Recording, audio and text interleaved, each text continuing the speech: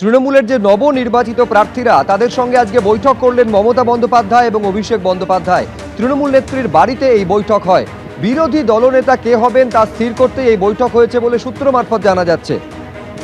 ফল প্রকাশের পর 48 ঘন্টারও বেশি সময় পেরিয়ে গিয়েছে, কিন্তু তারপরেও এখনো মুখ্যমন্ত্রীর পদ ছাড়তে নারাজ মমতা বন্দ্যোপাধ্যায়। তিনি বলছেন, কেন যাব রাজভবনে, কেন করব পদত্যাগ।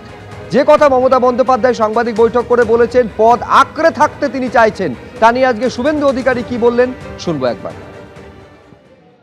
সংবিধানে লেখা আছে মাননীয় গভর্নর লোকভবন এই বিষয়ে যথাযথ সাংবিধানিক পদক্ষেপ নেবে, এটা আশা করি। এর বাইরে আমি কোনো মন্তব্য করি। পশ্চিমবাংলার রাজনীতিতে উনি এখন অপ্রাসঙ্গিক, উনার জন্য বেশি বাক্য খরচ করার কোনো প্রয়োজন আছে বলে।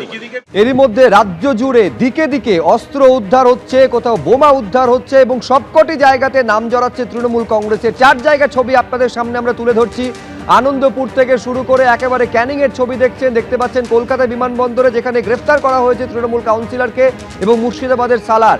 একের পর এক জায়গায় অস্ত্র উদ্ধার, বোমা উদ্ধার, এমনকি আগ্নেয়াস্ত্র পর্যন্ত উদ্ধার হয়েছে।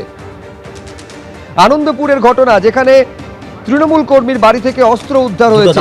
এই ছবি লক্ষ্য করা গিয়েছে আনন্দপুরের পূর্ব পাড়ায়, যেখানে শুধু আগ্নেয়াস্ত্র নয়, তাজা বোমা পর্যন্ত পাওয়া গিয়েছে। নারায়ণ রঞ্জিত নামে তৃণমূল কর্মীর বাড়ি থেকে অস্ত্র এবং বোমা উদ্ধার হয়েছে, কিন্তু ঘটনার পর থেকে খোঁজ মিলছে না তৃণমূল কর্মীর। আমরা রয়েছে এই মুহূর্তে আনন্দপুর থানার পূর্ব পাড়াতে, এবং সেখানে এই যে ঘরটি দেখা যাচ্ছে, এটি হচ্ছে তৃণমূল কর্মী নারায়ণ রঞ্জিতের ঘর। গতকালকে আনন্দপুর থানা এবং সেন্ট্রাল ফোর্স এখানে আসে, এবং এই বাড়ির ভেতর থেকে যে বক্স খাট ছিল, সেই বক্স খাট থেকে একাধিক আগ্নেয়াস্ত্র এবং সেখান থেকে কিন্তু এক্সপ্লোসিভ ইতিমধ্যে উদ্ধার করা হয়েছে। যদিও ঘটনার পর থেকে সেই অভিযুক্ত যে ব্যক্তি অর্থাৎ নারায়ণ রঞ্জিত, সে কিন্তু পলাতক অবস্থাতে রয়েছে এবং ঘরটি কিন্তু ইতিমধ্যে সিল করে দেওয়া হয়েছে। গতকাল সন্ধ্যাবেলাতে গোপন সূত্রে খবর পেয়ে পুলিশ এখানে আসে এবং এর বিস্তীর্ণ যে ঘর রয়েছে সেই ঘর তারা সার্চ করে, এবং সার্চ করার পর তারা দেখতে পান যে একটি বক্স খাট রয়েছে, এবং সেই বক্স খাটের ভেতরে বেশ কিছু জায়গাতে বোমাও সেখান থেকে উদ্ধার করা হয়। শুধুমাত্র তাই নয়, একটি প্লাস্টিকের থলি সেখান থেকে পাওয়া যায়, এবং সেই প্লাস্টিকের থলি থেকে একাধিক আগ্নেয়াস্ত্র সেখান থেকে কিন্তু ইতিমধ্যে উদ্ধার করা হয়েছে। কিভাবে এই আগ্নেয়াস্ত্র এখানে আসলো এবং কেনই বা এখানে মজুত করা ছিল, গোটা বিষয়টি কিন্তু আনন্দপুর থানার তরফে খতিয়ে দেখা হচ্ছে। ক্যামেরা অভিজিৎ দত্তের সঙ্গে সুকান্ত মুখোপাধ্যায়, এবিপি আনন্দ, কলকাতা। এটা নারায়ণ রঞ্জিতের বাড়ি। সে ছিল এখানকার যে কাউন্সিলর সুশান্ত ঘোষ, তার রাইট হ্যান্ড, বড় ডন এখানকার।